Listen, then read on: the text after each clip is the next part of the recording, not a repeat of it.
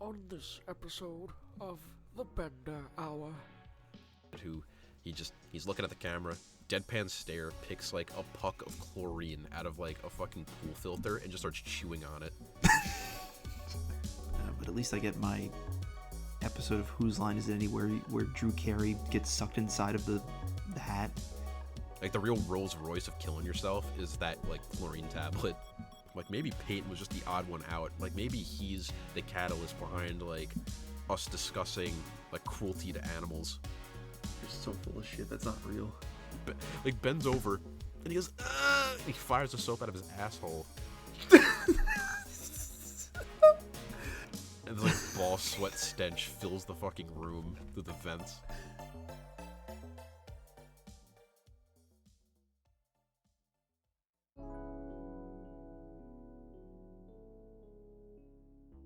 Back on the Bender Hour once again. I'm gonna dive right into this so I don't even forget. Do you remember discussing the movie Night at the Museum a couple months ago? You may remember what I'm about to bring up. So this is something that we actually kind of wanted to discuss on a Bender Hour in the event that I ever did get you into one here. Do you know what I'm going to bring up? Why don't you just give everyone an introduction to it? Okay. You know, how much of an introduction do you want me to give here? You want me to like tell the audience, like, you know, if you haven't seen the movie. Well, see, the thing here is that I remember we had a discussion about it, but I don't remember Exactly what I'm going to bring up. Yeah. Okay, I'll jog your memory. So I'll do the lightest recap here. So, you know, Night at the Museum, what's the name of that fucking actor? It's Ben Stiller. Yeah, Ben Stiller. You know, he's the night guard. Everything comes to life in the museum, but the whole thing is that they admit like halfway through the movie, like all these like wax sculptures and like statues, they know that they're not like the real thing. Like Teddy Roosevelt, like he knows he's not the real Teddy Roosevelt. He knows he's a wax statue. So what does that mean for the cavemen? That were just like, they're purposely acting retarded that entire time? Yeah, they're just being complete, just bimbo, pro-simian Neanderthal retards. and then for what purpose? You know, one of them is retarded enough to escape the museum when we already know by this point in the movie that they are self-aware that they are wax, you know, that they're fake, and that if they go outside during daytime, they just die, I guess.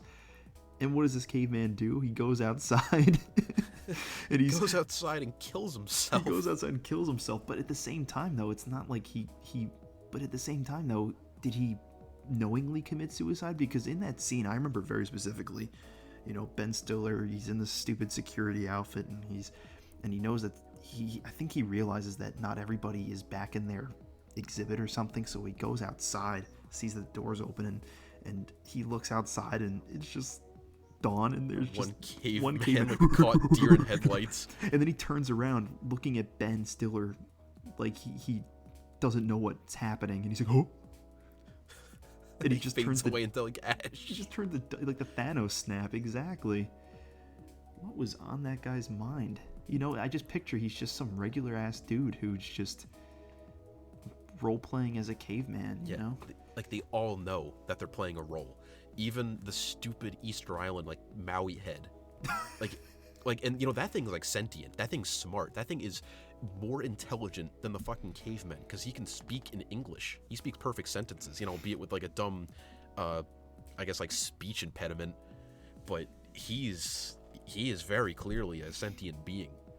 So, and it's not like that thing has a brain in it. It's just like a huge rock that's made to look like a Maui head. So what was the deal with the cavemen?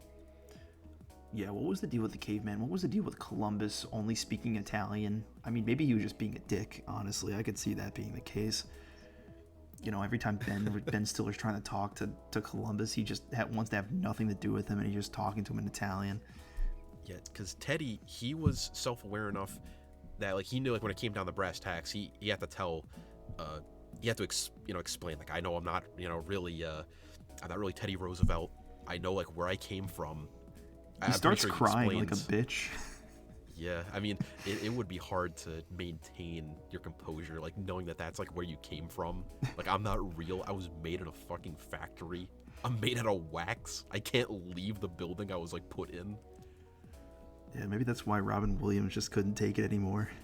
Yeah, but they all knew that there was like something fucky going on, and like not one other person besides Teddy Roosevelt could just like break character for like one moment to like get this shit under control.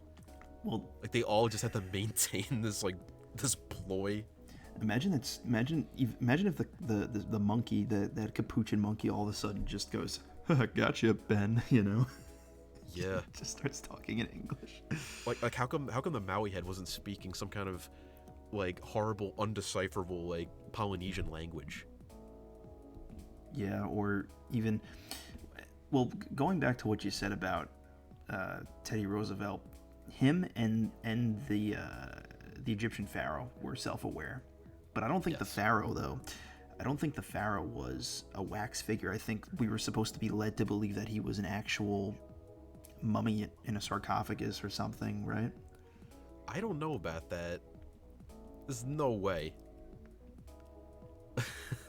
Because doesn't he mention that he was like on display in the UK or something?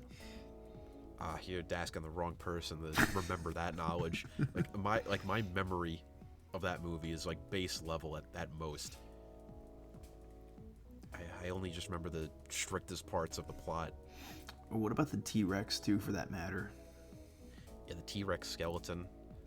I don't know. Maybe there's a certain degree of sentience depending on how evolved you are. Like how you're made. Or how you're made, yeah.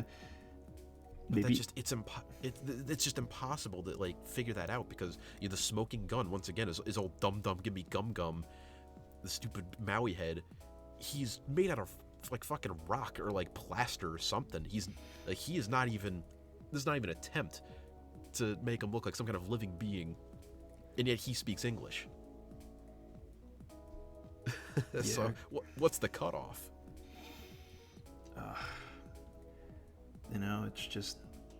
It's whatever those three old guys want it to be. Honestly, I think they're the ones that are kind of the custodians of the or the curators of the museum, right? They're the ones that get to decide who gets to talk or not, because then they'll just beat the shit out of them. Yeah, I guess so. Ooh, here's my theory. All right. Maybe here's my theory. Because remember those old men, the three old men, they claimed that the magic in the museum made them just inexplicably strong, and they were able to just beat the shit out of Ben Stiller in that one scene. I vaguely remember something like that. Yeah, they just start pummeling him. Maybe their reign of terror was just so bad that maybe at one point the Easter Island head was actually very intelligent and could talk normal, and he was like, he would say something to the effect of, "Yes, and I was on display at the Oxford Museum in 1863," or some dumb crap like that. But because the Easter Island head was just, maybe he just talked too much. Maybe he was a danger to the secret of the museum's magic or something, and the old men just beat the shit out of him so much that he just became functionally retarded. Yeah, he had like real loose lips, so they had to put him down for good. Yeah, they just started beating him up until he, couldn't form coherent full sentences anymore. It is like weird too, because like 99% of the shit, as like we've both been to the Museum of Natural History, like I guess relatively close to the time that movie came out. Like it was like a couple years difference, wasn't it? Yeah. And the thing is that like 99% of that shit is not at display in that museum. Well, it's not so much that it's not on display, because it's just that they're not placed in those exact same positions as you see them in the film. And they did that. There was no wax figures. There was no like glass ink. Like, why was there a glass cage to keep Pocahontas like she was a fucking like a puma in a zoo? That's a thing though. I promise you. I don't know about. I can't speak on behalf of the Sacagawea one because I don't remember that one too well. But I do know that there was an exhibit in the American Indian section or something like that in the America section, and I know that there's a life-size wax figure of Peter Stuyvesant behind a glass case, and he's there in, you know, whatever New York was called at the time, Fort or New Amsterdam or whatever, and he's there, you know, with the British or something when the British first landed there, claiming that they were going to take over. So but there sure as hell weren't any miniatures like the ones you see of just like the Romans in the Wild West. I don't think that was a thing. No, that's a thing too. It's a big museum. It's just that you know, you and me, we have more. Our interests are more in the you know, natural history of, or not natural history, but we're more interested in the biological, ecological aspect of it. So we were more interested in just going over to the whales and seeing the dinosaurs and stuff. We didn't really go into the human history sections, but if you go in there though, it has all that stuff. And ironically, that whale area is one of the spots that was actually like recreated probably the most accurately, even though you're only in that room for about 2 seconds in the movie. See, that not quite though, because there's this entrance that Ben Stiller walks into that does not exist in the actual museum. And No, I don't know if we, like, I don't know if we can, yeah, I'm just, yeah, because he, it's weird because if you remember, before you go into that huge room with all the marine biology or all the marine life, what they have is they have all of these stuffed taxidermic, it's like a mix of like taxiderms and I guess just, I don't even know what you would call like a taxidermic fish, but they just have a bunch of animals just on the wall before you walk into that exhibit where the blue whale is. Do you remember what I'm talking about? Vaguely. But in the movie though, there's just this door that Ben Stiller just walks into, and it's called I don't even know what it's called. I'm just pulling this out of my ass, but it's called like Whale World or something. And he opens it up, and then the whale, you know, is about to, I don't know, just blow water at his blowhole at him or something like that. Which, you know, that wasn't a thing in the real museum. No, but just in that 2-second shot where it showed the interior of that room, like that was definitely that room. Yeah, that's true. You know, the whale suspended from the ceiling, all the shit on the walls, and that really makes you think, is that if we're to assume that room is relatively, like, you know, still the same as it is in real life, then like imagine all of those like half-made statues of, like, you know, whales and squids that are all given the same type of life, and they're just perpetually pinned to the wall, not having complete control over their bodies. They don't like showing no that access part. to water. no water. Yeah, no access to water. And, you know, if the Maui head isn't real, it's literally a statue. What does that mean for maybe like all of like the artifacts of maybe like old like weapons or, you know, clothing? Like, do they get a degree of sentience if they have like human like patterns on them or something? Like, if I see like an Aztec shield that has, you know, those tongue sticking out faces on them, like, are they all talking to me? Yeah, that's an interesting. I kind of want to go back to the whale thing though, because I think that's even more of a conundrum, because it's retaining water. What's going on? What's going on when they come to life? Are they just instantly just gasping for oxygen because they don't have water and they're just dying? Are they just suffering every single night that they come into existence? Like, dry whales don't exactly have a lot of time left to live. Yeah, but not even just the whales though, because there's like I mean, the first thing that comes to mind is that ominous sperm whale and squid enclosure in the back corner. Yeah, and that's only like it's like a quarter of a sperm whale. So what, when they come to life, is the sperm whale just, is he like disemboweled? Is he just like dying with his innards sticking out? What's going on with that? Well, I'd say there's a big problem that's kind of, you know, overlooked for the sake of, you know, it being like a family movie, and it's that all these people are wax figures, and they're very clearly wax when like they're not real, but when they finally like do become real, they obviously have like human skin. Like they become flesh and bone.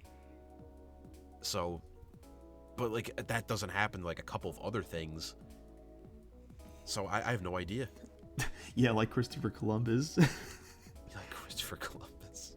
That's a good point. Yeah, Christopher Columbus doesn't become a human. He's still whatever material he's made out of. When he's walking around, he just clinks around. You know what I'm talking about? Yeah. It's like clink, clink, clink, clink. I don't know. That stupid golden Egyptian tablet just really like chose whatever the hell it wanted. Threw everything at the wall, see what stuck. No, zero consistency. You know, and Ben Stiller's just along for the ride. Yeah. And you know, like, why didn't he say anything to the outside world? Like, you think if you got in contact with somebody, this would have been the most amazing thing ever seen by like humanity. This is like proof, physical proof that magic exists. He could have, like sure, it's like 3 old men that, you know, are really like, they're holding like the Egyptian like guy, you know, hostage, whatnot. You know, it's like, oh, this is our power. You know, we like to sit in our chairs and watch them, you know, be idiots like at night.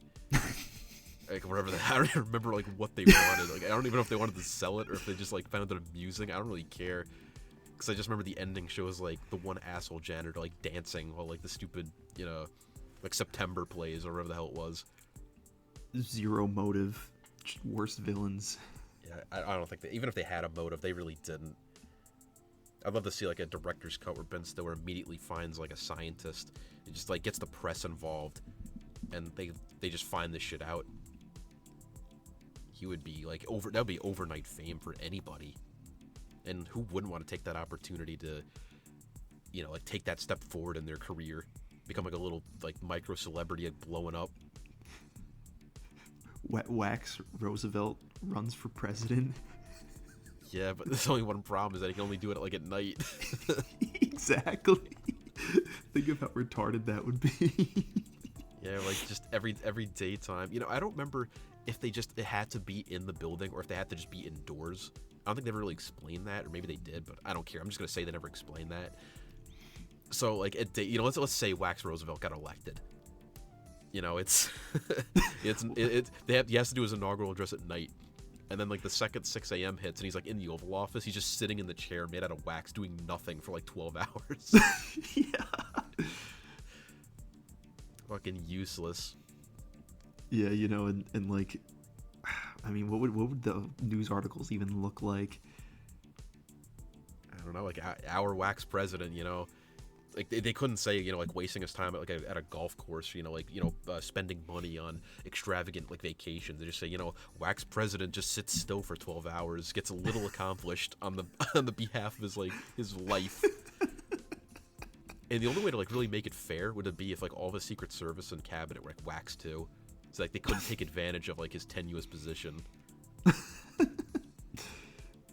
Yeah, what would happen if there was some huge international crisis and it happens during daytime? Yeah, like it happened, like something happens outside during the daytime. Like he'd really be fucked. He can only respond to it at night. Like, you know, what would be, you know, Wax Roosevelt, he can't go and do the stupid, he can't pardon the turkey on Thanksgiving unless he does it at nighttime. The only way he'd be able to be consistently alive would be if he was constantly like on a Air Force One, flying to make sure that it's like it's only flying like when it's night. He's like chasing the time zones, and you know, like that thing's designed to like stay like afloat like near indefinitely too, like in the air. So like because it's, you know, like it's supposed to have like a bunch of like refueling jets that can always tail it and like keep it fueled, so that it could stay flying in the event of like a nuclear disaster. So he could theoretically attempt that. It would just be a huge problem for everybody. So all of his press briefings, every single one of his announcements, when he does the State of the Union, he has to do that all from. Actually, State of the Union's typically at night, but for everything else though, he has to do that from a live stream in the plane. Yes. I mean, hey, if he was popular enough to get elected, they would probably let him get away with that. I mean, I'm more interested in talking about his campaign. You know, you just kind of jumped straight to him getting elected as if that's just like obvious that he would win. But I don't know if like what would that even look like? What would his campaign trail look like? There's no way the novelty of having a magical man be president would like be lost on America. Yeah, and plus it's Teddy Roosevelt. You know, it's Teddy Roosevelt. You know, he's like fake, and he knows he's not really Teddy Roosevelt. All of his knowledge on Teddy Roosevelt is kind of like surface level, to be honest. Like he's just this bizarre parody of a man, and he knows he's just made out of wax. It's really just that he looks like him. Like when it comes down to it, he has a good impression of him. He knows like a decent amount of what he did, but like in his heart, he can't really be that president. Yeah, so he's really just like a glorified impersonator, but the catch is that he's wax, so he shouldn't even be alive. You know, it's just like some strange, like unexplained magic that just dazzles everybody, and then the big kicker is that he just isn't alive. 12 hours of the day at a time. That's it. Just a waste of time. And I always did find it funny that there wasn't even was there even any semblance of like melancholy at the fact that one caveman died? Like did any of the other like things that came alive like hold like a fucking ceremony? Hand over their heart, like the one caveman that just died outside. No, and I think I'm kind of remembering this part. That caveman dies.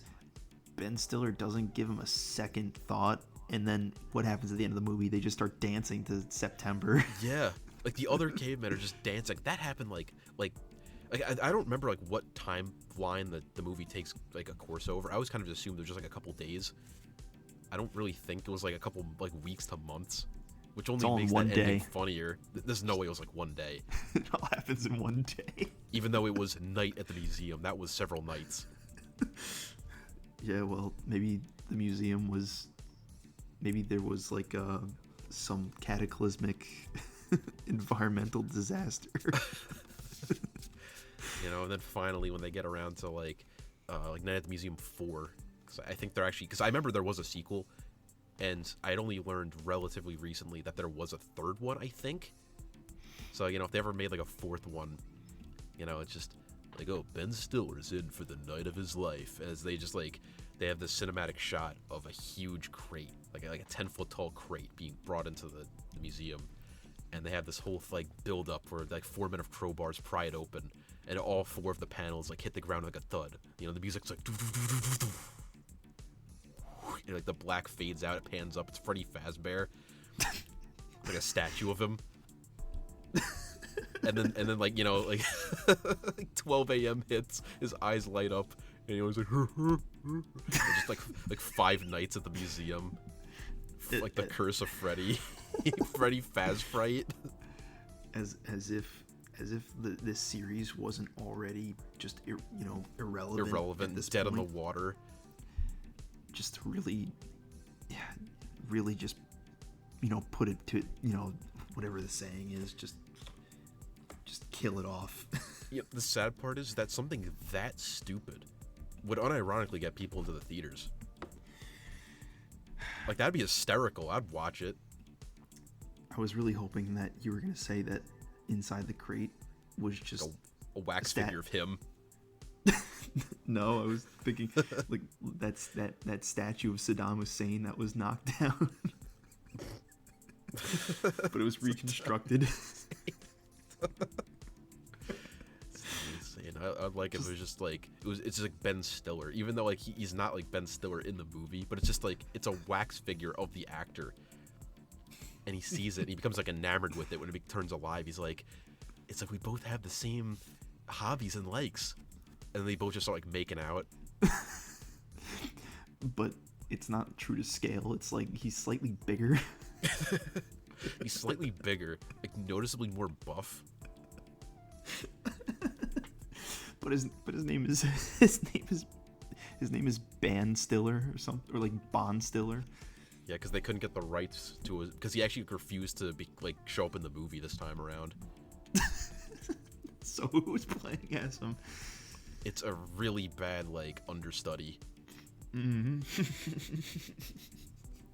Actually they found the understudy from the first movie, and he does not look like Ben Stiller anymore, at all. But he was the only option. Everyone else refused the role. And they get him in there. They get some CGI. It looks passable, but it's bad by today's standards.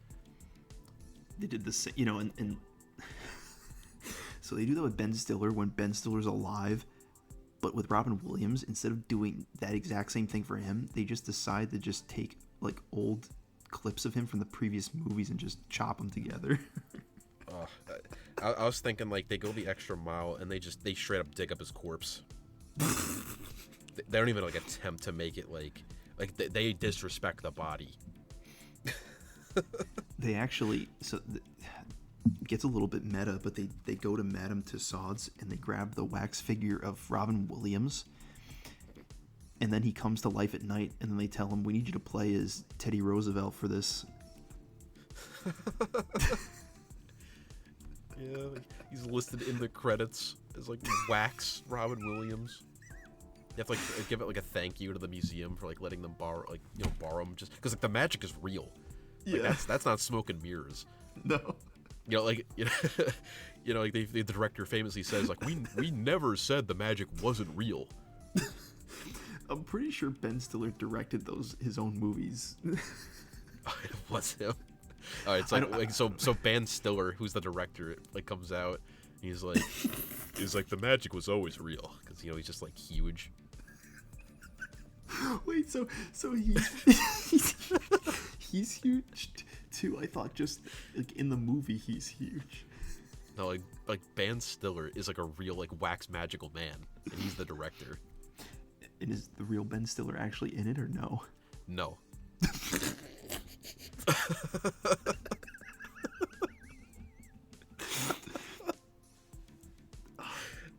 That's your movie. Just so you can get away with the 5 nights at the museum joke. And the antagonist is Freddy Fazbear. It's Freddy Fazbear and Saddam Hussein. Just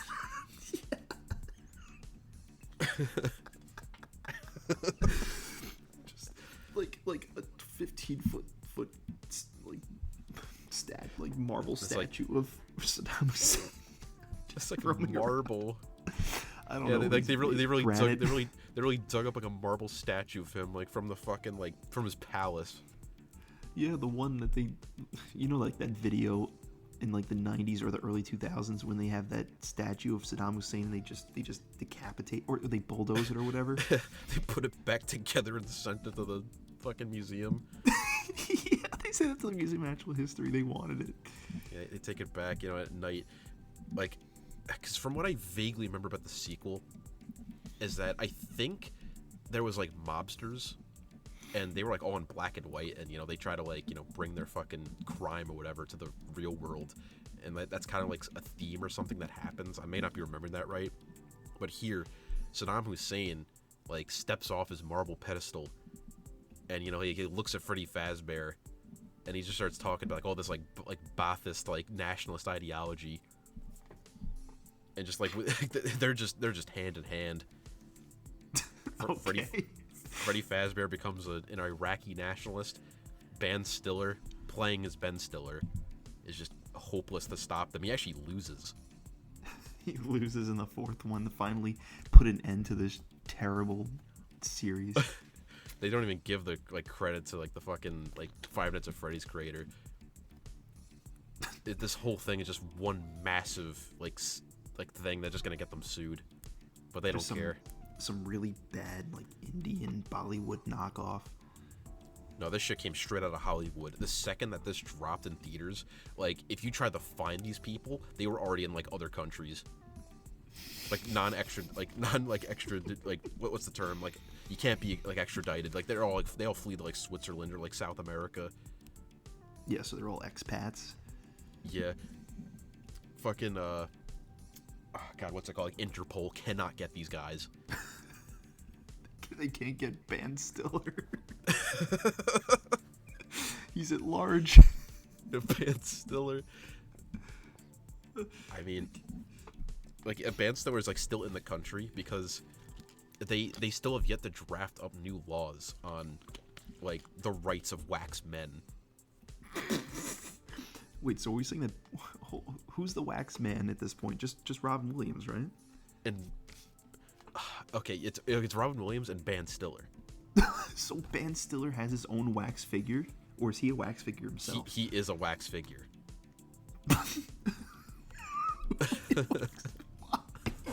Who made a wax figure of him? He's an understudy to Ben Stiller. He's a nobody. He's a literal nobody.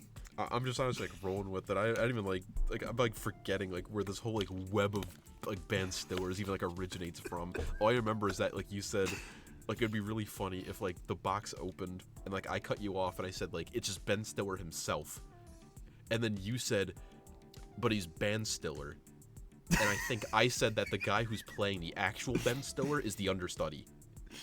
You told me that that Ben Stiller just refused to be in this film. So Ben Stiller is he's the wax figure that's like in love with Ben Stiller, and the quote unquote real Ben Stiller is his understudy from the first movie, and he hardly looks like him.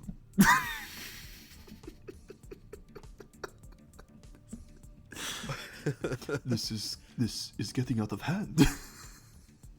Now this is the kind of crazy shit that like if anyone had a brain in Hollywood, they would be doing this. Like this is the kind of crazy shit that people love. Yeah. But they're just like out of touch. They don't even. There's no one funny enough to like even attempt to put like money on the line to do this. No. And obviously, there's the magic hasn't been discovered yet. Like we still haven't had like once the gold tablet's found, we can pretty much just immediately start production. Exactly. Once we find out where it is, and here's the problem though, because I think in those other sequels it takes place in other museums. Like I think they go to the Smithsonian in one of them, don't they? Yeah, that was the sequel. So does this one go back to the Museum of Natural History? I think we should pick another setting. Honestly, I think it'll be funnier. What other like major museums are we sending them to? I don't want to say it because it's gonna dox, but just okay. our the local library. Yeah, send them to a fucking local library because we just can't afford to like put them back in like somewhere important. Shit. What's the name of that French museum? You know what I'm talking about. The Louvre. Is that how you pronounce that? I think, but it's an art museum. Shit. I gotta look this up. They got the Mona Lisa. That'd be like hysterical if like someone like blew it up. Ooh.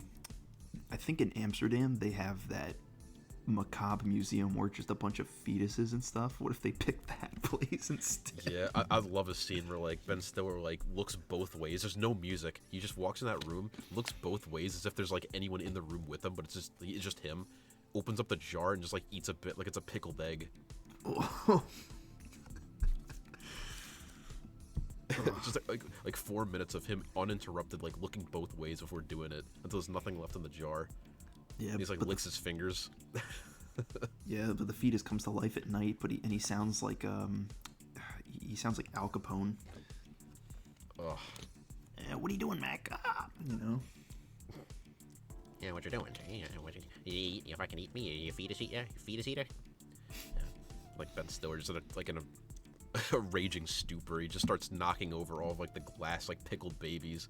They'll smatter on the floor. They'll start screaming like the fucking like the shit. What are those things called? Hold on, I'm gonna remember this. Like they all start screaming like the Mandragoras in like Harry Potter. Oh, remember that scene? You pulled that right. Yeah, you pulled that right out of your ass. I'm surprised you remember the name of those things.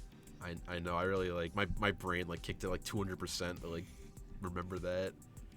10 points for Ryan Dorr. It's like Harry Potter's its own can of worms. It's just as funny. Yeah, I don't even mind going in that direction at this point, honestly. Like we already just destroyed one movie. I'm fine with getting another, one that's on par with Night at the Museum in terms of it's international. I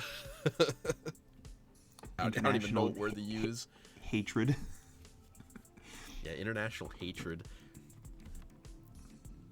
Oh yeah, okay. So Voldemort.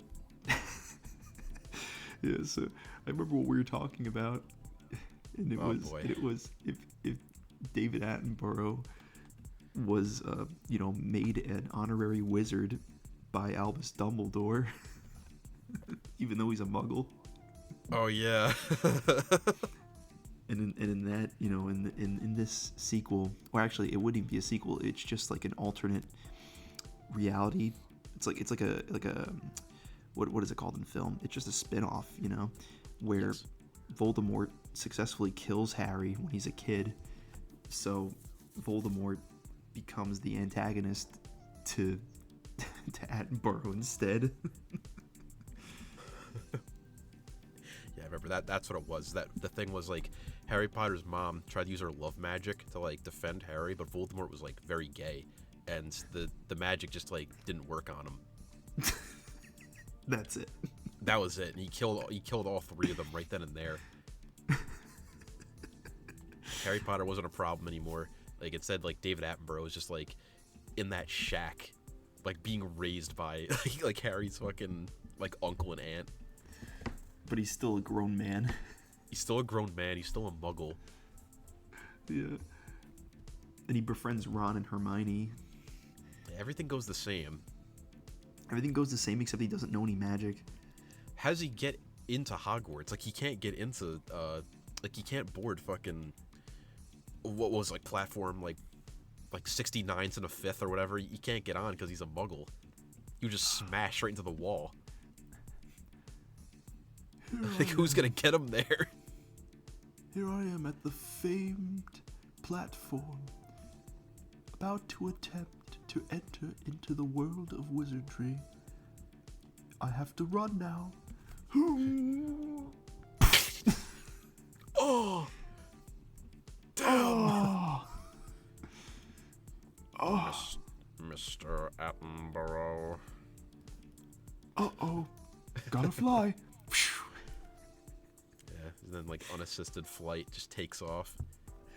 Yeah, he hops on the Nimbus 69,000 and he's off.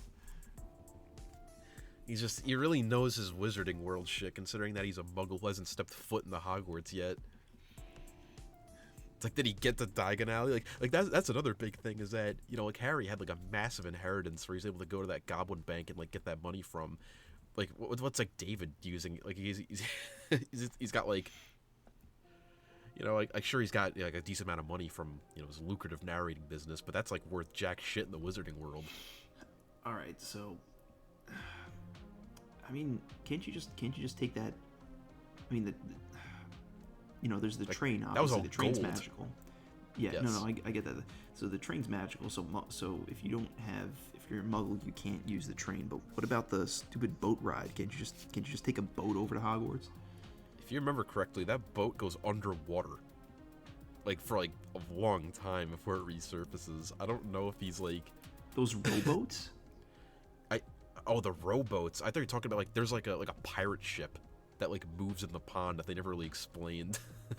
Oh no, not that. I'm just talking about in the first movie when they're in the rowboats.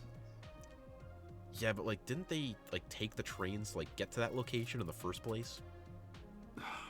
You're asking the wrong person. I don't even remember. I think it's just funny to just like pull the movie like out of our ass and just straight up like pretend that we know what we're talking about. Yeah, well, I mean, there's that It's one worked so part. far. Yeah, exactly. I mean, there was that one scene when, Attenborough goes and he takes he drinks the polyjuice potion and then he just starts choking to death. But he doesn't know the international sign for choking, so he's just flailing his arms around. Yeah, we're gonna give David like I'm gonna give him a helping hand and just put him on the train inexplicably, like with Ron and Hermione, and he's just like, look at these frogs. And, like, he pulls like the living chocolate frog, just puts it in his mouth and swallows without even chewing. Oh, and he doesn't know the universal choking sign, so he starts putting his hands like on his like shoulders, as if he's doing like shoulders, knees, and toes, but he just like keeps him there, and he's kind of like shaking left and right, because he like thinks that's the right thing to do, and Ron's just like David, what the bloody hell is wrong with you?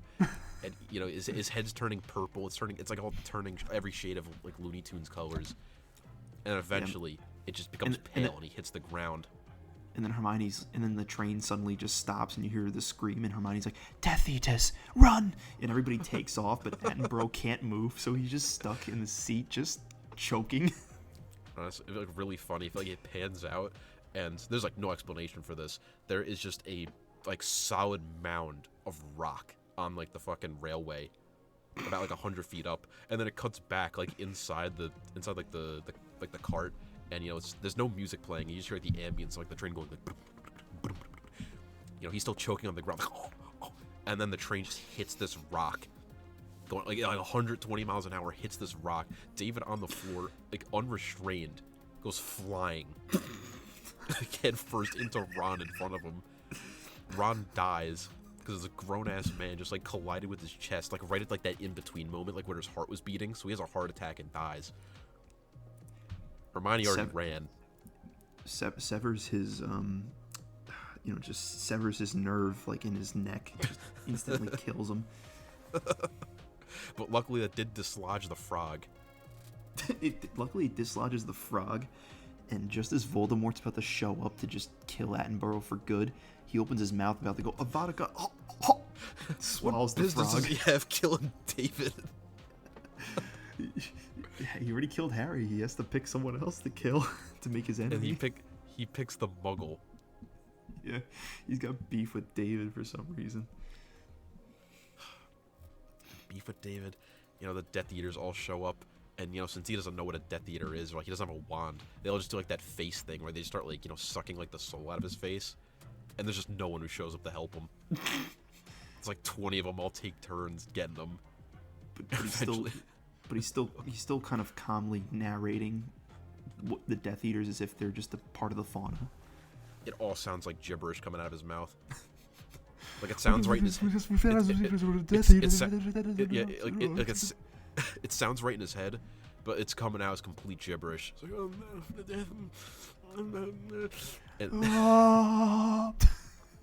and then eventually, like after an hour of that, like no one's left on the train but him and the Death Eaters. They all fly away, and he just looks like you know, going back to like the mummy thing, he looks like a real mummy. He's like that dried out. Is that what the Death Eaters do? I have no idea, because I don't think we've ever seen one in the movies like actually kill someone to the end. But I think it'd be really funny if that's how they did, like it specifically killed him. And then that's all it is. There's just like a slow pan up from his body that's like facing the ceiling as it plays the Harry Potter theme, that kind of somberly. Cut the credits. The movie's like 29 minutes long. He didn't even make it to Hogwarts. No. Because the fucking train conductor didn't see this mountain of rocks on the railway like dead ahead of him. He couldn't stop the train in time. No, he couldn't. Like, you know, that's like an elevated railway platform. He could have seen that thing coming from like a mile away. Peter Parker Parker wasn't stop. there. Yeah, didn't pull on the chain to honk the horn. Didn't hit the brakes. Just continued full steam at this pile of rocks. Yeah, well, Spider-Man wasn't there to stop the train. He could. Yeah, Spidey sense could have found the rocks. Yeah, Spider-Man shows up at the front like like stopping it. But the problem is that it doesn't end, you know, on just like a drop off into the ocean. Like it still ends at the rock. So like Spider-Man gets crushed. He gets completely crushed like I'll squash you like a bug. I'll squash you like a bug, David. No, you got my name wrong. You got my name wrong. You got my name wrong. It's Voldemort. Just a complete upset, just That's a real shock. bait switch. Poor David. He's always the source of our tomfoolery. You just can't catch a break. Yeah, maybe in a sense it's kind of like, maybe it's like deep-rooted jealousy that like this is a guy who's actually successful at just like talking about what he like sees. God, I wish that were me. Imagine getting that much money just to like read on a script. It's not even like he's like a voice actor, just a narrator. Yeah. I mean, maybe he does like voice actor work. I actually have no idea because I only know his documentary roles. Yeah, maybe he's a video game dev in his spare time. You don't know that. I like hope not. It's like, listen, he's good at what he does. I wouldn't believe he'd be able to make anything fun as like a video game. It would definitely be like really bad. It'd be like the worst like movie, like well, not movie, like the worst game ever made. Like it'd be some E.T. shit. He runs a meme page on Telegram in his spare time. Yeah, he runs a meme channel on Truth Social. Yeah, but it's like ardently pro-Trump. No, he counter signals everything Trump says, and he still has a verified account. Trump can't stop him. Trump can't stop him because every time like Trump says something, David comes out with this video where like he just narrates over like Trump's speech, and it's just like, he cuts out Trump's dialogue so you can just barely hear it, and David's just like talking like hard shit all over it. And behind me, a big orange stupid asshole is continuing to blabber away when no one gives a flying fuck. Just being really petty about it. Yeah, and then the scene cuts to David, who he's looking at the camera, deadpan stare, picks like a puck of chlorine out of like a fucking pool filter and just starts chewing on it. What is up with David and just putting things that he shouldn't put in his mouth? And he can't even hide hide the fact that it's like fucking poison. Like the second it makes contact with his tongue, it just starts stinging him. But like he tries to like power through. He's like, like that's the first thing he lets out. But he keeps chewing, and you can see like he starts grabbing at his mouth. He tries to like start pulling off his tongue, but he'd already swallowed like that chunk. No one comes to help. No one comes to help him. He just dies in his chair on like Truth Social Live. Trump immediately takes to Truth Social to just mock his death. No, Trump actually doesn't say anything because like 5 minutes later on that live stream, because David Attenborough's dead, Trump rushes into the room, pulls what's left of like the puck off of like his lap and starts eating it himself like a ravenous beast. He goes, and he takes a bite out of it. And like the second he takes a bite out of it, there isn't even like a couple minutes of him like slowly dying, like having like his death throes.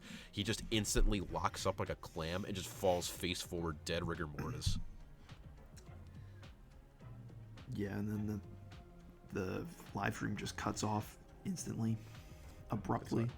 It's honestly, because when it comes to our humor, it's always like we take one incredibly stupid thing and then just run with it for like years on end. I think the next big thing, well, aside from not knowing the universal sign of choking, which is hysterical, I think is just eating what you like eating something that you're not supposed to be eating, like blatantly poison, and just eating it like it's fucking chocolate. But for real. For real. It's basically just gonna be like the Tide Pod thing, but like funnier, because it's gonna be like people of actual like importance eating this stuff with no hesitation. Yeah, and honestly, if it's gonna be anybody, it should be people who are high profile, who have a lot of wealth, because if they do that, then they have the money to instantly cure themselves. Yeah, but in all these examples, they just die. Except they die instead, so they're really just, one trick pony in that kind of regard. Yeah, like we bring back the whole like challenge stuff of like 15 years ago. This one's just straight up called like the death challenge. You're just tasked with eating like a puck of chlorine or a fucking Tide Pod or something just not safe for consumption at all. Like just drinking bleach, just deadpan stare, look at the camera, and just like do it. But instead of it being like a bunch of like small time like people on social media that want to like do a challenge for the views, like they're all too scared because they want to fucking die. Meanwhile, like every single celebrity, like politician, they don't even hesitate. They just like these videos are pouring out by the millions.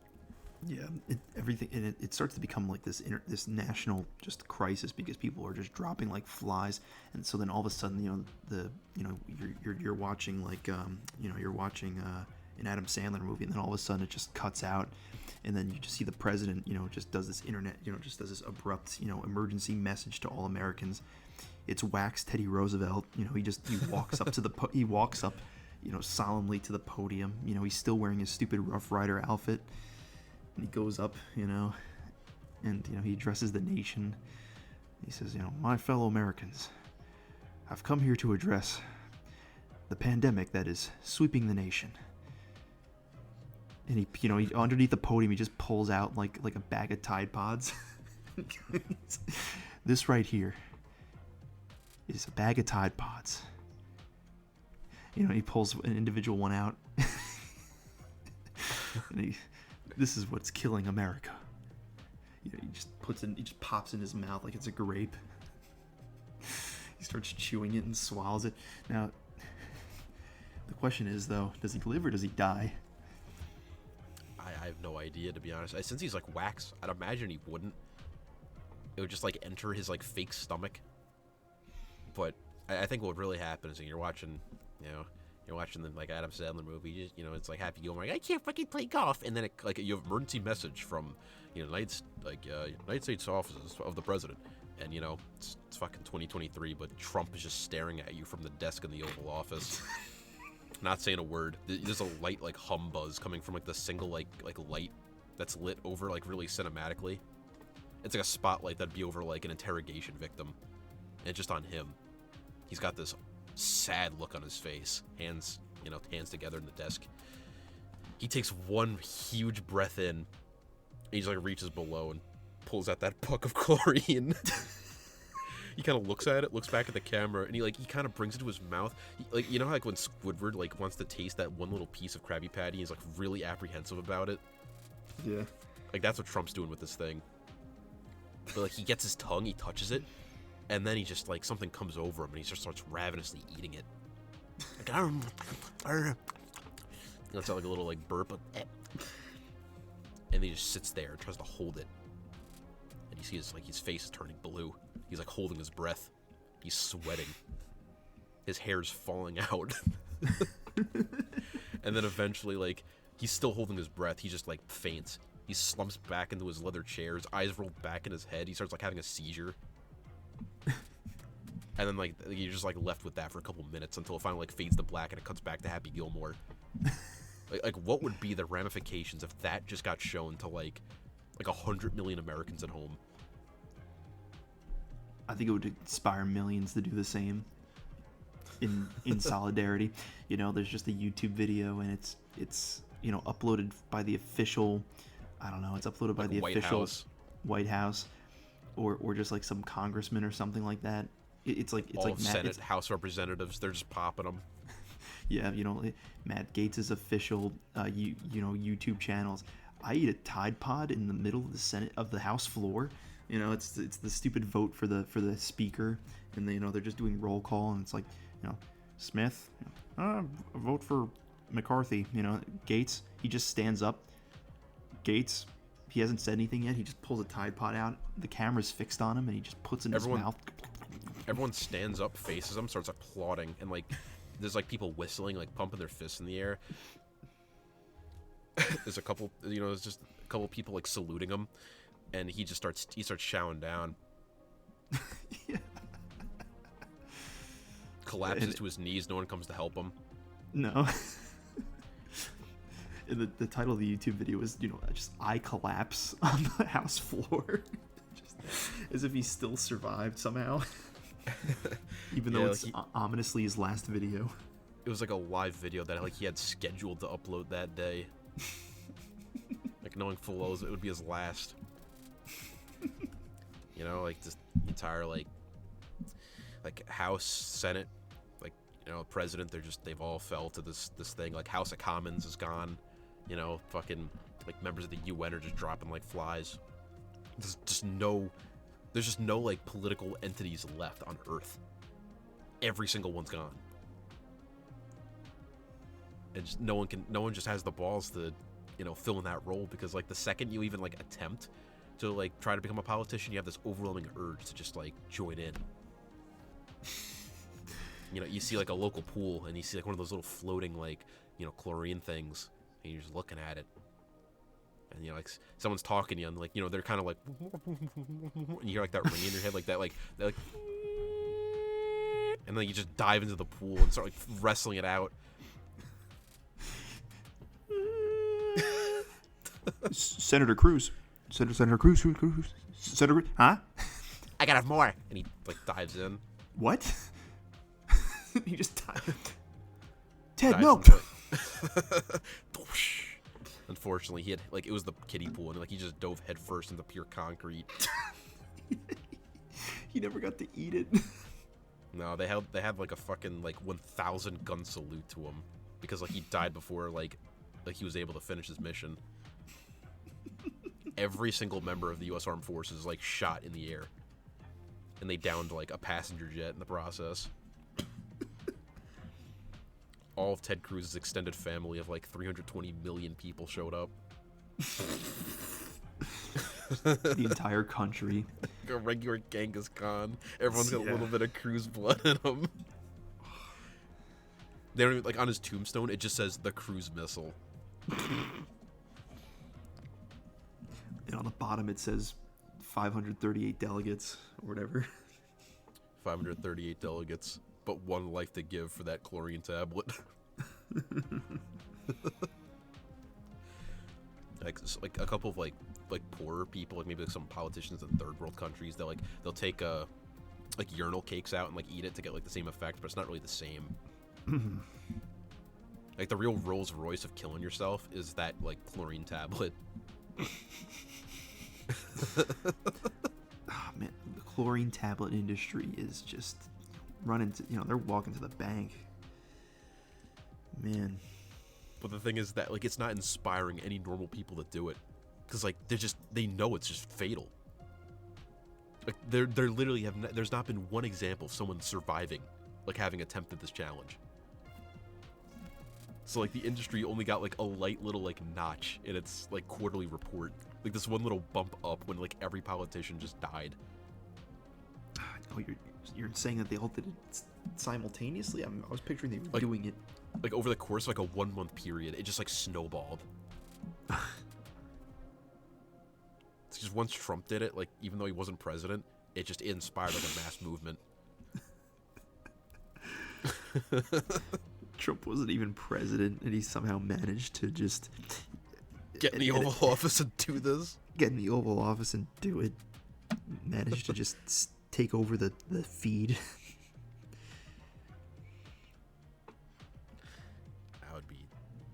That'd be fucking something. Like I don't even know if like a premise like that could ever even be used for like maybe some kind of like indie movie or like one of those fucking shows that like does like that Twilight Zone bullshit. You know what I'm talking about? Black Mirror. Like something like that. Like something like like that would be a Black Mirror premise.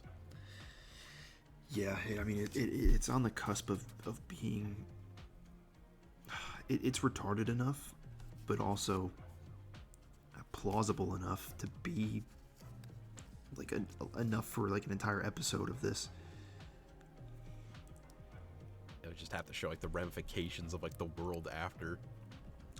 Yeah, which I mean, I don't know. I think the ramifications is always going to be kind of cut and dry whenever it's those sort of things, whenever there's like a large dying off of people. That's why you gotta like somehow make it funnier. Like the funniness has to snowball just like the deaths. Like it's already like hysterical enough that you're just taking this idea of people who should know better eating something that's clearly not safe to eat.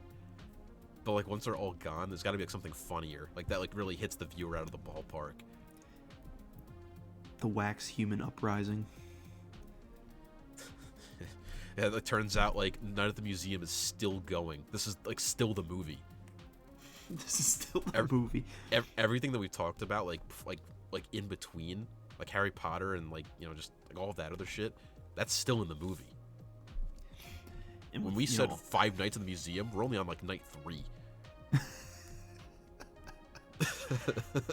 Ben Stiller, you madman.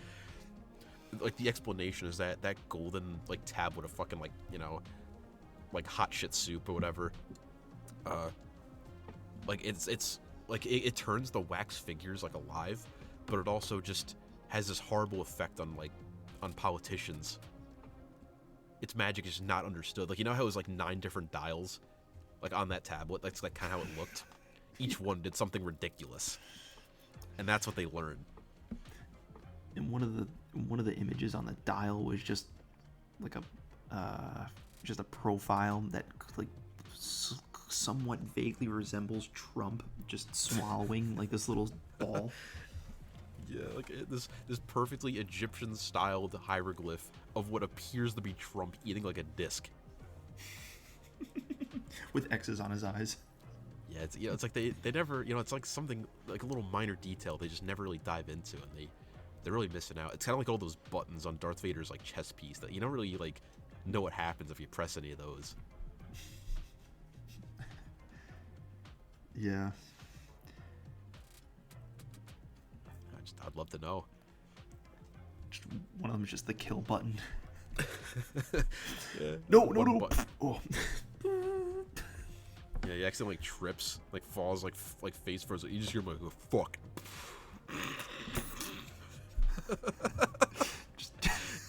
It activates little like micro like bombs in his like all over his joints and just turns him into Swiss cheese. Palpatine's failsafe. Just have an insta-kill button that he could press at any time. Yeah, there's like a nail inside of his helmet that's attached to like a spring. Like that's directly aimed at his forehead. And the second you press it, it just gets launched. It's like, oh, falls on the ground. And then it plays like the quiet version of like when he dies, like at the end of the movie. Like, Luke takes the helmet off, and there's just this like this nail in his forehead with like a single stream of blood running down. And then like you just have like the cinematic screen wipe, and then it just cuts to the credits. Yeah, they don't even play like the Ewok song. They're just back on fucking like Naboo. Yeah, and you see Jar Jar and he's dancing with just Vader's helmet. He's got on his head, and he's like, "Ooh, Misa wants to know what this button does." You saw me doodle this time. Like, And like Luke is there with Palpatine. He's like, "Good job, young Skywalker." I'm good now. I'm good now. Yeah, Jar Jar, he's playing with the button on the Vader helmet. Misa wants to know what this button does. He just dies. Like everyone on Naboo's like, yeah, like wah! Like everyone on Naboo is just like they're all doing like conga lines. There's a couple people that are like flossing. Yeah. It cuts back to Endor, and there's just this shot like instead of Vader's body on like that funeral pyre, it's just Han Solo and Leia burning to death, laying there, no music, and you just hear the crackling of their skin as they get like baked into leather. And then like you see like the Force Ghosts show up, and like one's like Watto, the second is like the Wampa. and the third is that Gonk droid that gets like its feet burned in Jabba's palace. It goes like, wow. And then the fourth one is that pod racer that goes rawr. Yeah, that one pod racer looks like a fucking like California raisin. Yeah. No Obi-Wan, no and Vader. Max Rebo or whatever his name is. Max, he's not even dead. He's just there physically. He can see the ghosts. He jumps in the funeral pyre. He dives in. He dives in. He's like covered in like sap, like whatever the Ewoks use to like get the fire going. And he starts. There's still no music, and now he's just like rolling around on fire in pain. The Ewoks quickly like throw like a fire blanket on him. Leia, for some reason, is in the slave Leia outfit. Ugh. Yeah, and in the final seconds of the movie, she like gets up and looks at the camera, and then it cuts the credits. And it's like horrifying too, because like half her face is like a skull. like Two-Face. Yeah. It's like basically like when MJ looks back at the camera at the end of Thriller with like those yellow like monster eyes. Even zooms in and like does the little like evil laugh. Yeah. I mean, that's how it should have ended. That, in my opinion. That would have like brought more anger than like the Christmas special. That would have, you kidding me? That would have brought tears to my eyes. I would have been standing up and standing ovation. Like, that ending's like made for us in particular. Everyone else would be pissed if that's how it ended. ruining the movies is just like what we gotta do. These movies owe us like something at least. I just can't wait for the AI that comes out that just generates just actual film, moving pictures. Oh yeah, we'll have our day. When we get to see this stuff moving, like I don't care how bad it is, like as long as I get to try that like first version, I'm like making this shit happen. I'd already like started like writing down like a couple of like ideas of things like when this does drop that I can like put them in as prompts. But we'll wait for that day. So many ideas. It would really be boundless. And of course, as people have seen from the AI Christmas special, like 1/3 of those were just fucking debates between Trump and Biden anyway. You know, it's probably not gonna. It's gonna be a lot of fucking repeating offenders, I guess. Expect them to come back in video form, but that would definitely be like censored. There's no way they would like allow you to put in anything like political for the videos, which would be like the real sad part. I'd be amazed if they even let you do anything remotely violent. No, that's why you just have to like find the words. There's always a workaround. There's always some kind of way to cheese the system. It won't take long, and especially once that like technology becomes available to the average person, and you don't have to like rely on like a website to do it. You just like run it locally. That will happen. People are uploading their own presidential addresses where it's Biden saying something just completely out of pocket that just upsets, Iran or something. Oh yeah, like that shit's gonna be bad. Like, it's straight up gonna be like people faking international incidents that like third world countries like aren't gonna like understand. Like there's a lot of people like right now like that don't understand like this AI stuff. Like this is all news to them. So like just imagine, I don't know, like yeah, he had some video where Biden was talking about like dropping a bomb on like Azerbaijan. Like the Azerbaijani president is gonna freak the fuck out. Yeah. Like, they're not gonna know what's going on. On January 8th at approximately 12:13 a.m. The United States has launched nukes into the Kaaba. Oh my god. Yeah, we'll be launching 300 Minuteman III nuclear ICBMs at the Soviet Union. Soviet Union. Or, Russia. Russia. And like they have like the fake video of Putin where he's like they'll be launching like 1,000 rockets back into America. Oh yeah, that's like that shit's only like a couple years away, if even. And like people are already falling for this stuff. Like I was talking a little bit earlier before we started, you and I, on how there's already people who have made fake pictures to go along with fake AI written headlines about like sensational news stories that like people like they buy this shit like hook, line, and sinker, and they think it's real. And they'll get like 50,000 uploads on like Reddit or like huge like retweets on Twitter. It like doesn't take much, and this shit's like primitive by comparison to like what we're gonna have in like a year's time. So like once this stuff drops, and I honestly think that like most governments do not really have much of a plan for this stuff yet. It's gonna be brutal. Meanwhile, we're gonna be sitting at home, like making, Five Nights at the Museum, like Freddy Fazbear's Curse. Yeah, while actual like a geopolitical crisis breaks off. Yeah. Yeah. It's gonna be bad. But at least I get my episode of Whose Line Is It Anywhere where Drew Carey gets sucked inside of the hat. Yeah. Hi, welcome back to Whose Line Is It Anyway, where everything's made up and the points don't matter. And he sticks his hand inside of like the hat, and this like demonic green like demon hand pulls him in.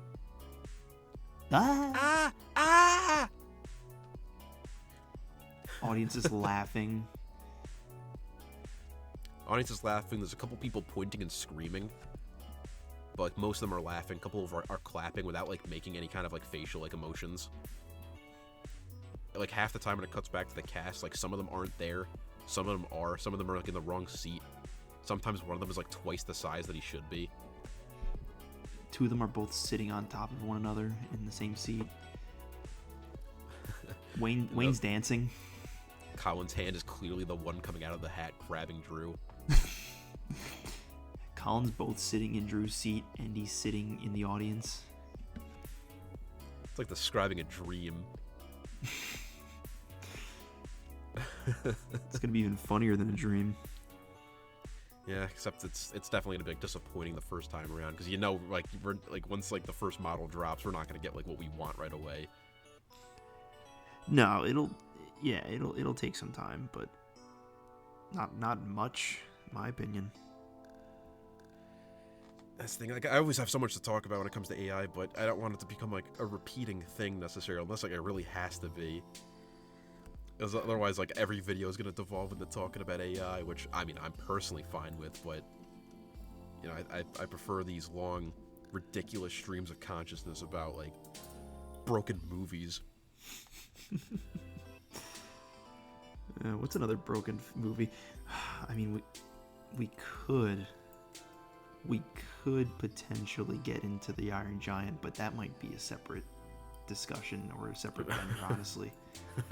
Yeah, the Iron Giant could easily be enough for a separate bender, but you know, looking at it, like looking at this particular bender as a whole, like maybe Peyton was just the odd one out. Like maybe he's the catalyst behind like us discussing like cruelty to animals. Because we had a pretty good streak where I think so far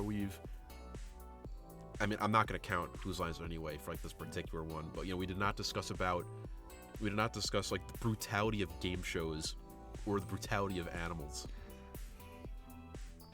which was something that we had in our New Year's resolution to come up with more content that isn't based around those two arguably extremely funny templates. Success. I guess so. I mean, if we're gonna talk about the Iron Giant, when you talk about the Iron Giant, what we're really talking about is Kent Mansley. Yes, the only character that really matters in the entire movie. Like, even if you're not bullshitting, he's still the star of the show, and nobody gives a flying fuck about Hogarth. His mom is like a non-character, like Dean or whatever his name, like, he's not real. He's a dumb beatnik hippie that just belongs in jail. He's a draft-dodging lefty. Draft-dodging hippie that, like, lets kids in his house, gives them, like, you know, overstimulates them on caffeine. He lets them eat jagged, like, metal objects. Yeah, Iron Giant's Vin Diesel. And Kent Mansley is the... Can't forget the General. Oh, yeah. Kent Mansley and the General, they're kind of like the dynamic duo in this. They're, you know, the protagonist and then the sidekick. And, you know, something that I always, like, thought was confusing is that, like, Kent Mansley, he was kind of put in, like, he was just in this, like, stupid little division of, like, paranormal, like, sightings. Like, that was, like, what he did for a living. He was, like, bumped down and he's put in this worthless little thing that, like, you know, he's probably, like, the only member of, like, the paranormal division of, like, the investigative, like, bureau. Like, how did he have such immediate contact to this, like, 3-star general? They were probably colleagues. That's the only thing I could think of. They were both colleagues. And how they both, had like... I both think went really to called him Harvard on, or like, something. like, called him on, like, the personal, like, number. Didn't call him on, like, business. Yeah. I mean, when he does call him, he's calling him from his house phone while he's just watching, like, TV, I think. That's true, I guess, but, like, if he did call him, like, on a business phone, he probably, you know, it'd probably, like, still reach him, like, by, like, at his home, like, by his, like, fucking secretary or something. Perhaps, but no, he had an instant line with a 3-star general, like, from a position that's honestly, like, not worthy of, like, getting up to that chain of command. Yeah, like I said, probably, you know, Harvard alumni, you know, colleagues or something. But the whole reason why we even got into the Iron Giant in a previous discussion that we had, A non-bender homegrown hour, bender. A homegrown bender.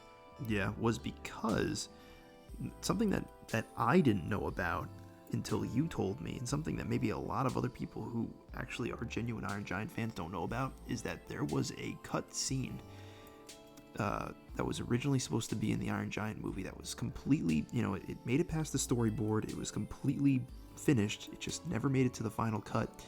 And maybe you should explain it, Ryan, because you showed it to me. Yeah, I mean, the video's like kind of big on YouTube now, if like you ever look it up. It was supposed to be the scene where Iron Giant's sleeping in the junkyard outside of, like, Dean's stupid garage, and it was supposed to kind of show the origin of the Iron Giants as like a military weapon that were apparently used by some like extraterrestrial beings. Like, they're weapons of war meant to like level planets. And like in his dream, the Iron Giant like looks down at his hands and like he sees what he's caused. And like that dream somehow like gets into the TV that Dean's watching, and he gets to like see his dreams. Like, oh shit. I guess they cut it because they wanted like him to be a little bit more like mysterious. They didn't want to just overtly say that he was a weapon of war. I guess the movie kind of like showed that enough at the end, kind of like show don't tell.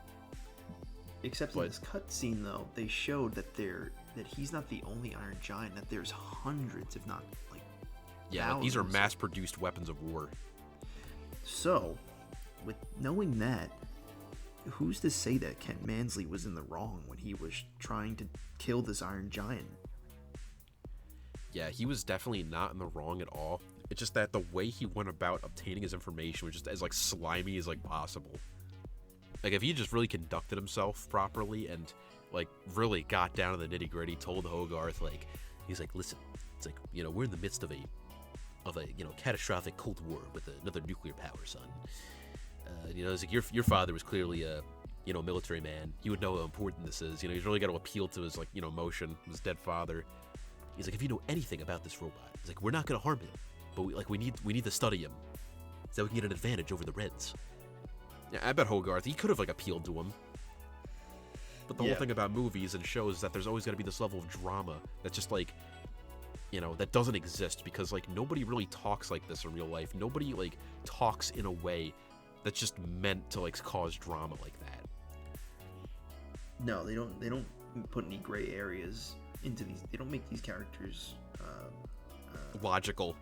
They just make them either purely evil or purely good. There's no middle ground between them. They don't have anything else because they're just static characters. Yeah. Solving a conflict doesn't make for good cinema. No. But in the second, this is what we came up with, though. We came up with a sequel to Iron Giant, where Kent Mansley gets to have his redemption arc. Yes. Where you can say if you want. From what I remember, I guess you could fill in for what I'm not including here.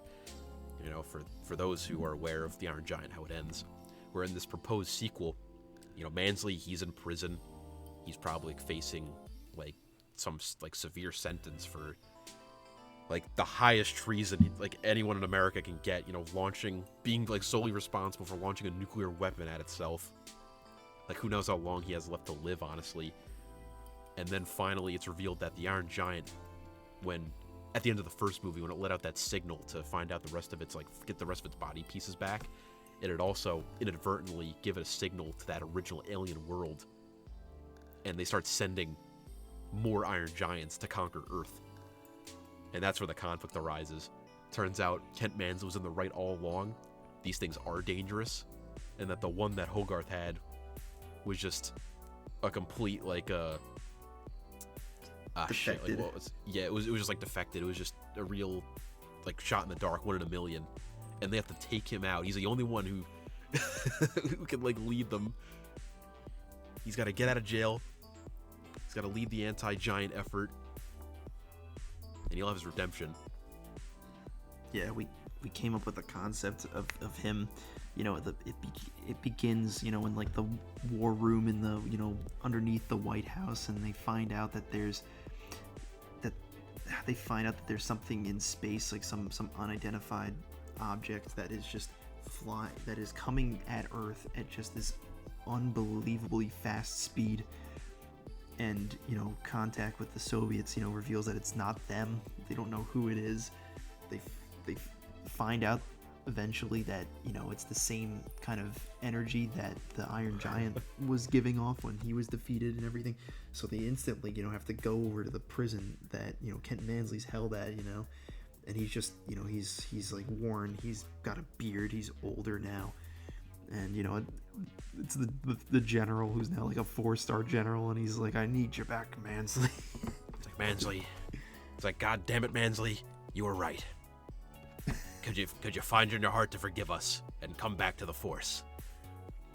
You know, Mansley just, you know, like his eyes narrow. And there's like this short little montage where like he shaves, like cleans himself up.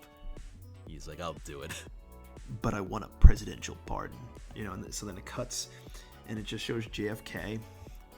and he's pardoning Kent Mansley on international television. Mansley, you were right all along. We gotta kill Vin Diesel. I am appointing you to our Earth, or like the American Alien Task Force. You will be the chief director of our Earth Defense Force to defeat the encroaching extraterrestrial threat. Just, you know, like just erupts into applause from everyone. His first action is to take in Hogarth and Dean for questioning, because they know the most about like the robot's like design, like what he's capable of. They get those original like veterans of like the initial like robot crisis, like those few like soldiers who like actually survived like the encounter, like when he turned bad. You know, they're like instantly promoted. They're put on this task force. They're the only ones with experience fighting it. His first action is to go and fuck Hogarth's mom. Yeah, he goes in there. Like once Dean and Hogarth are out of the picture, like once they get all the information out of like Dean from just like torturing it out of him, they just kill him. And then he walks right in and he picks right off where Dean left. He swoops in, he gets Mrs. Hughes. He keeps Hogarth alive just as like just out of spite. He has to deal with his new stepdad. Like his second new stepdad.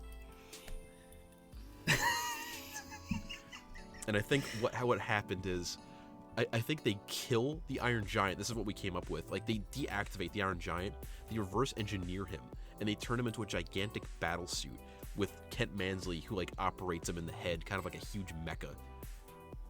And they start just like mass producing these suits, and they lead this like incredible battle against the Iron Giants that like come to Earth, and it just becomes this masterclass in animated action. It completely just deviates from that original like child-friendly story of like a boy and his robot, and this shit's like Gundam, and it's violent. Yeah, and then, you know, because this one would be, you know, have critical acclaim and be just a complete hit in the box office. The third one, which we already had planned, is that now Kent Mansley has to take the battle to the homeworld of the Iron Giants. Yeah, to the alien homeworld. By this point, he is so popular that I think he became like president. Yeah. He became president. Eventually, like the ruler of like the One Earth mega government. Yeah, like One Gov. He becomes the president of the Earth, and he leads this incredible campaign against the alien homeworld, where humanity just beats the shit out of like what's left of them. Yeah, it's like Pacific Rim style now, where the mechs, the Iron Giant like Gundam mechs are required 2 people, so it's him and the general. Yeah, him and the general operating it exactly like Pacific Rim, where they're walking in unison. and what happens is, I don't know if we ever even like made something close to this, but I'm just gonna add this in because I just like thought of this and I think it's like kind of funny. Is that like they're down to just like his Iron Giant is all that's left. You know, the general and Kent, you know, both like grizzled and old and like noticeably more buff. You know, they like all that's left is like the alien headquarters, and it's so like deeply defended that it would just be like suicide to go in. So they like they overheat the reactor core of their suit, and they both hold hands and just die for it. They go out in a blaze of glory.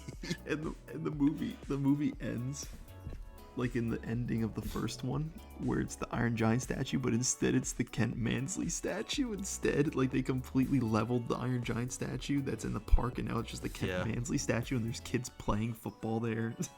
There's kids playing football there, and there's like Hogarth with like a pissed look on his face, like now older. There's like, and there's like his mom who's pregnant, and there's like 8 little Kent Mansley kids look identical to him, all like running around. But then there's one scene after that where it shows like it shows Hogarth like sleeping, and then he gets woken up by a beep, and he sees like a severed foot at his windowsill. He opens up the window and he's like, "What the fuck?" And then it does this whole montage where it cuts back to like Antarctica, where you see Mansley's severed head with like an antenna. He's calling all his body parts back. Yeah, he's making the noise. Boop. That's retarded. I think we came up with an alternate idea where Hogarth dies. Or something dumb like that. I forget. I wouldn't doubt it. We came up with something where Hogarth died.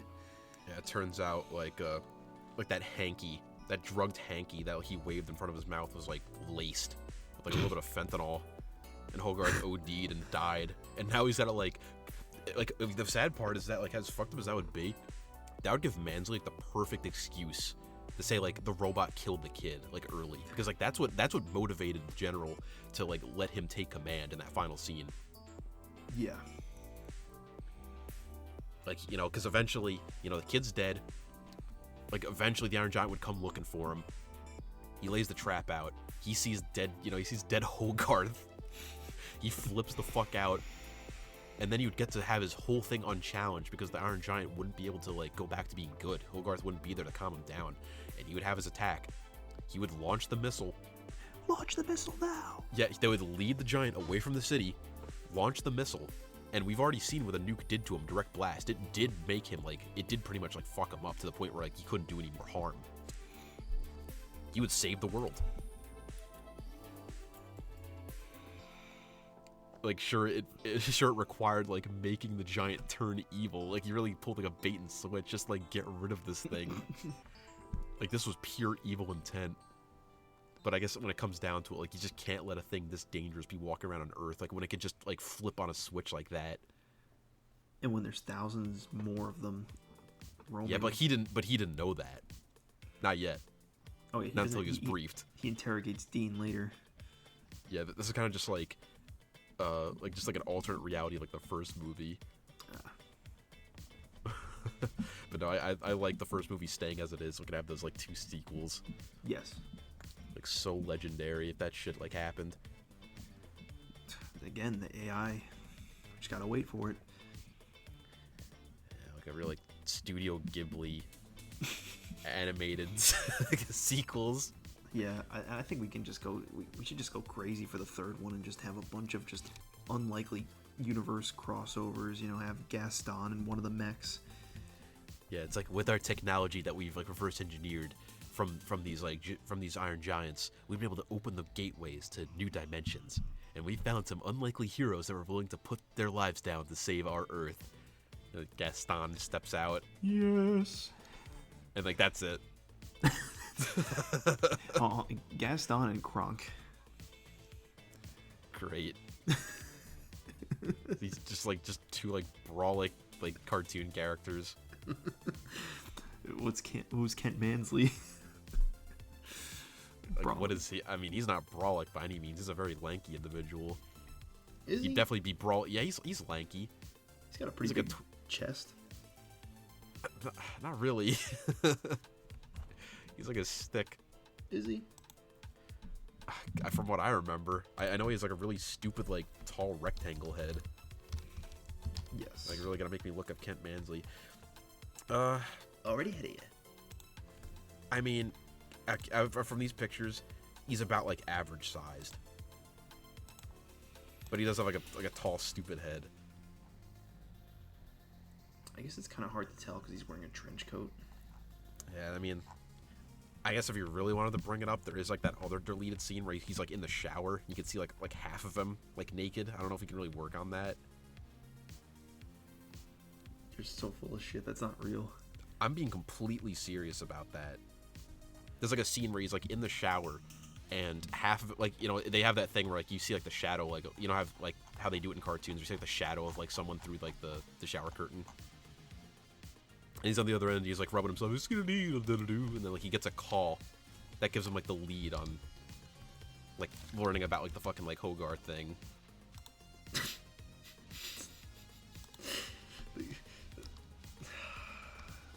No, I gotta call your bluff on that.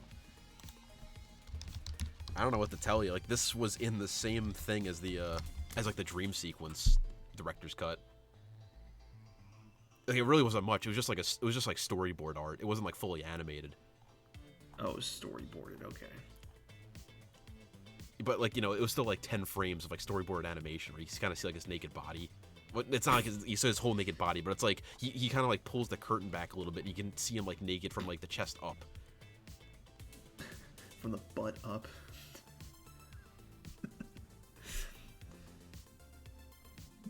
From the cock up. Yeah, they really should have added like a couple extra like storyboarded frames where he steps out like full view. They don't even try to Austin Powers censor him. He's just like cock dangling. He kind of starts like jumping around, like jumping up and down on his toes a little bit, like heel toe, and he's spinning around. He's doing jumping jacks. He just steps out of the shower, starts doing jumping jacks. That's how he dries off. He looks at the camera, goes, "This is how I dry off." And like, even though it's just storyboarded, they still bothered to add in the sound effects of like his cock like hitting like his chest. So you kind of hear like a light like every time he like does it. It's his chest. It's hitting him straight in the face, like. and then you know like how he had like a milkshake with Hogarth in one of the scenes. He just has that milkshake again in the shower, and he just dumps it all over himself. Yeah, like that's what I like to see when he puts the what's it called, like the stuff that makes you shit. He puts the laxatives in the milkshake, and then they actually bother to show like the scene where he goes in there and starts unloading on the bowl. There's a camera view inside the toilet bowl, and you see Kent Mansley's asshole dilate open, and a bunch of diarrhea comes out. He looks at the camera again. He's like, I guess I better go shower again. Yeah, he gets up. He gets up and he's still shitting. He's in like a diner. He's in a diner. Like that's what diner happens. Bathroom. Yeah, well, that's the thing. Like, he was in the diner, like when that whole bit like transpired. He was in the diner shower. No, I'm not talking about the shower thing anymore. I'm talking about like there's that scene where like he's talking to Hogarth, trying to get information out of him, and Hogarth, like when he's not looking, he puts like laxatives inside of Mansley's milkshake, and he drinks it, and then he's like, we'll have to continue this discussion later, and he runs to the bathroom. And I'm joking about, you know, it actually bothers to show a new scene where he's shitting his brains out in the public bathroom stall, and the camera view is from within the bowl, so you get to see his butthole like looking up. He shits all over the camera until it's covered. And then it cuts to like a camera that's panned, like looking down at him from the top of the stall. And he's sweating. He gets up. He's like, whew, I got a shower after that. And he just runs out of the bathroom naked with his pants down to his ankles, waddling out, cock flopping around. He gets to his half-bitten car, and he drives home on 2 wheels. You know, the camera's exactly where it is in the shower. He walks back in. The shower is still going. He never even turned it off. He gets back in. He starts showering again. It's like a 15-minute shower. Like at this point, people in the audience are like leaving. You know, he's like scrubbing himself. And like the phone rings again, but he just keeps like ignoring it. He's ignoring it, and you can see from the silhouette on the inside, he's just like really like getting into his like this like rubbing like with the soap. Yeah. This is like full square bar of soap, and you just see him only through silhouette. You see him just like he puts it up his butt. He goes and it like thunk, it goes up. Steps out of the shower, bends over like bends over, and he goes and he fires the soap out of his asshole. Like there's like 4 people left in the audience at the time. There's like one sick perv in the front who's just beating off to this. How about he's in the shower and he's got the soap bar and then you hear a thump. He's like, shit. You know, he bends over to try to grab the soap, and in doing so, he just slips. You know, and he just cracks his head open on the faucet or whatever. I was gonna say, like, all of a sudden the camera, like, for once it actually like shows inside the shower. Like it's almost like taken from a candid camera. That's like how it looks. It's like in the corner, and you kind of see him like from you see his back, so you kind of see like, his ass cheeks, and he goes like, "Oh, here comes part 2," and he squats down. And he starts shitting. The camera zooms in on the shit mixing in with the shower water, and this episode was like actually nominated for being one of the most well animated like depictions of liquid ever in a kid's movie or in any movie. Like it was like 2 million hand-drawn frames of his diarrhea mixing with the water and flowing into the drain. Just every single little shit particle just perfectly just hand-drawn. It literally moved like 1 pixel, like every frame. It like with like the small team like animating it, it took them like 6 years just to do this scene. I feel like this would be something that Ralph Bakshi would do. This is like objectively the funniest thing you could do with the movie. You know, talking about ruining a movie, imagine just throwing everything out the window just to like make one thing as funny as possible just for you. Like, I don't even know how funny this is for like other people, but I don't even care. This is like hysterical. Like, it's funny enough just thinking about it, but like I'm like seeing this like fully animated as we described would be like legendary. I'd lose my shit if he like dropped Trow in the shower and just unloaded diarrhea all over the floor. He's like so vocal about it too, like he talks to himself. Like, oh man. And you know, he's just refusing to let the scene continue to the next part of the plot because he won't let the phone. He won't pick up the phone. He hangs it up. It's like he's still shitting. It's still coming out of his ass. He like looks up at the shower head and he keeps his mouth open. And he starts like filling up like his mouth with like hot shower water and starts gurgling it. And he starts swallowing it. He steps out. The phone's still ringing. He picks it up and then puts it back on the hang up. Yeah. Then he dials the general.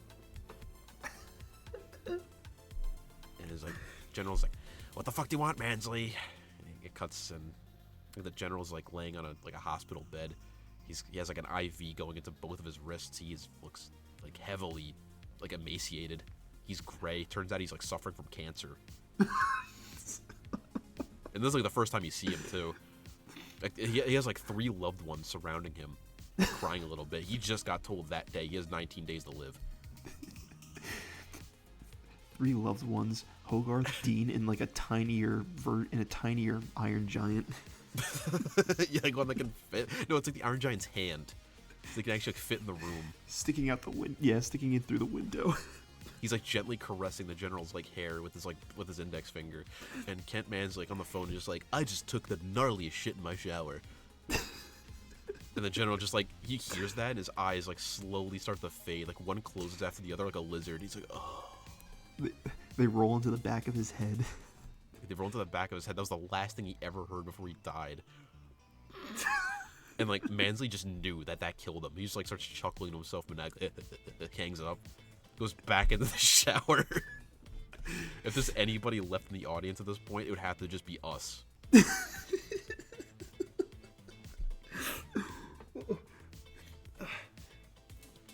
the media would be left like scratching their heads. They don't even know what to say. Yeah. You just have people, you know, there's always someone in the movie theater that just likes to talk and make very loud comments throughout it. And I'm just picturing when like those nasty scenes happening with you know, Mansley. Oh, what the hell you do that? Oh, what the hell? Yeah, Mansley just like shits himself. Oh. Mansley's talking to Hogarth in the diner, and all of a sudden he just like he like puts his hand up in the air, like a finger up in the air, as if to say like hold on. Doesn't even say anything. His face is straining, turning red, sweat beads dripping like coming on his forehead. He bends over, and you hear like a wet fart. You see like the bottom of his trousers just soaked with like diarrhea. It runs on his pant leg, and he sits back down on the stool. He's like, you were saying? Yes, you hear the squish, and the thing is, like the Foley artist, like the guy who makes like the sound effects, he was not mincing anything. Like he didn't like squish he didn't squish like a wet t-shirt filled with peanut butter. He literally like shit himself to replicate that noise. Yeah, when he sits down on the swivel chair, the force of it is just so great that it shoots down his pant leg and onto the floor. Yeah, it kind of like if you sat on like a ketchup packet. It's like the same type of pressurized explosion. Like, hits the ground. Now, in order to like get the reaction just right for Hogarth, they had his actual voice actor. They didn't tell them they're gonna do this. They had an actual wet turd. And they brought it up to his nose at the last second in the booth. It's like, ah. And like Mansley looks down and I'm like, what? Oh man. And the craziest part is Mansley didn't even take a bite out of like the laced milkshake yet. That was just all what he had in him. No. He looks at the milkshake. He's like, I fucking hate milkshakes. He knocks it on the ground. You're paying for that. He still clutches his stomach. As soon as he gets up. Oh. But then all of a sudden he's just like, I really should. And he just like gets down on all fours, starts licking it off the ground. There's like a couple like toenails and like hairs that are animated that get into his tongue. And it's just like a really just uncomfortable close-up of his tongue just lapping up the milkshake, and you can see the toenail and fuzz and just everything. No, from this point on, the movie takes a huge like stylistic turn where he kind of closes his eyes and strains his face again, and it shows like an X-ray where it zooms into his body, and it ends up like this like a Moses Jones kind of shit where it's his body's like a bunch of little Mansleys that are trying to like work this laxative into his stomach, and they're all like complaining like we're not gonna be able to hold this one, he's not gonna make it, like we gotta call the brain, and like there's a little general Rogath is like in the brain, he's like, you scare me, Mansley, can we get this shit into the shower in time? And he's like talking to the general, he's like, we need to lead Mansley away from the diner and back to his house. You scare me, Mansley. He gets off the booth, like, it's brown stain in his pants, runs to the car, back to his house again. And like this would just like keep playing out over and over. The movie just never progresses. The plot never progresses. No.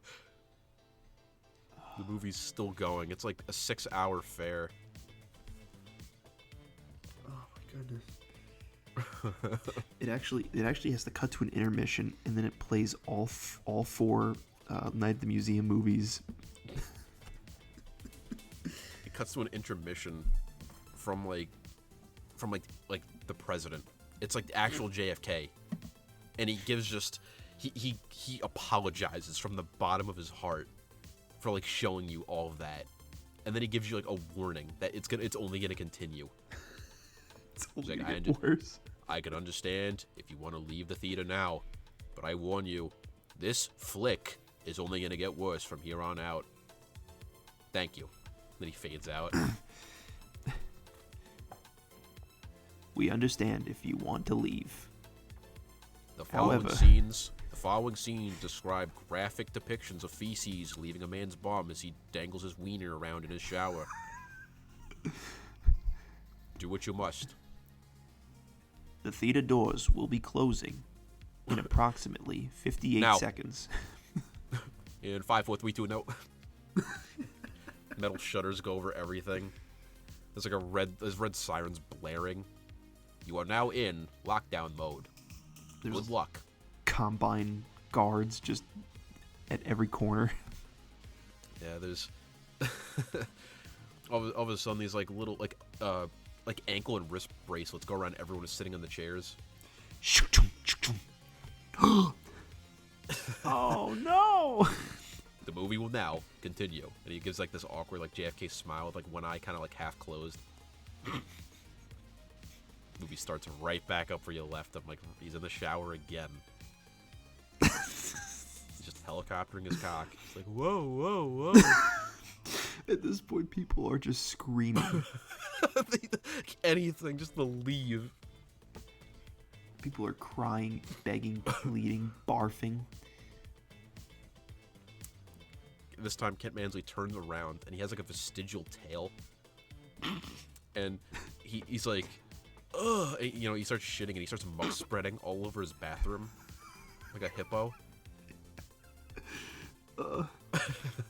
He's like, oh man. He's like, I made a stinky. And he gets back in the shower, hoses himself down. No, he hears the doorbell ring and he goes, oh, it's my date. I'll get it. He sprints out, naked. He's like half covered in shit because he really didn't stay in the shower long enough to like wipe it all down. Doesn't even get dressed. Just opens the door. He's tracking like footprints of shit all the way up to the door. Opens it up, and it's Dean with like a bouquet of flowers. For like, me? Huh? Yeah. How is that a thing for you crazy for you crazy like government shit pants guys? They just start shoving each other's tongues down their throats. Yeah, they start French kissing. Mansley takes his hand and he just swipes his butt cheeks and he just puts like a swab of just shit into Dean's mouth. Ugh. Still kissing. Fucking disgusting. This is foul. I This apologize. This is real shock and awe tactics right here. You know, your resolution doesn't mean shit, no pun intended, when you just go to something even more disgusting and just reprehensible than anything you ever done. But then like Mansley, all of a sudden he's like, unfortunately for you, I don't date draft dodgers. He pulls out like a thing of chicken wire and holds it against Dean's throat, and then like he does that special forces move where he kind of like leans over his shoulder and chokes him like on his back. You know what I'm talking about? Yeah. Like he chokes him and then turns around. So like he lifts him off the ground. Dean's head, like he's out at like a light in about 6 seconds flat. And then all of a sudden, like his eyes perk up, like he's like, wait, Hogarth Hughes, and he runs back to the diner. You know, the seat's still warm and like for him. He sits down, like now he's ass naked. Got a little bit of like duty on his lips. He's like, so about this robot. You hear his stomach. Yeah, like all that transpired so quick that hold like, that thought. the laxatives didn't even kick in time. He's like, hold that thought. He doesn't even run to the bathroom. He just stands up on the fucking bar, on the bar. And what he does is he gets the one end of the bar, and with his arms outstretched like an eagle. With the arms outstretched like an eagle, he sits down in like dog worm style, like he's about to like grind his ass like he's a dog with worms. And he starts shitting as he slides to the far end of the bar, knocking over all of the dishes, the glasses. And he goes, Geronimo!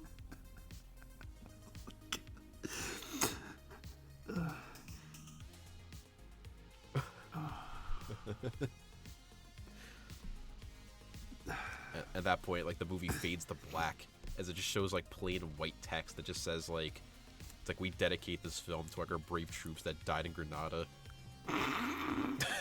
No credits. Fake people's names just flash through the screen in like 3 seconds. Like about like 3 million names like go down in like a Star Wars styled text crawl that happens in like a 1 second. There's no music at all. Like ever since like the movie got crazy, there's been no music. It's just been real life ambience like of these situations to make it like more unnerving. Yeah. And also the real kicker is that this was a 4D theater. With smell-o-vision. With smell-o-vision. Like every time Mansley was like helicoptering his dick, like when he got out of the shower, like little fans like sprayed water, like hot water on you. Like little droplets of hot water got on you. And this like ball sweat stench fills the fucking room through the vents.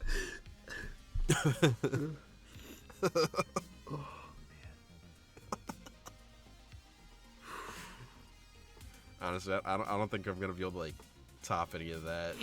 No. I think like if I even continue, I'm always gonna be like retreading old ground. That's just like the nastiest I can even bother to make it. That deviated a lot from. That's a bender, all right. Yeah. And all the credit goes to you for that one. I was just I was one of those moviegoers. It's trapped on the ride. Yeah.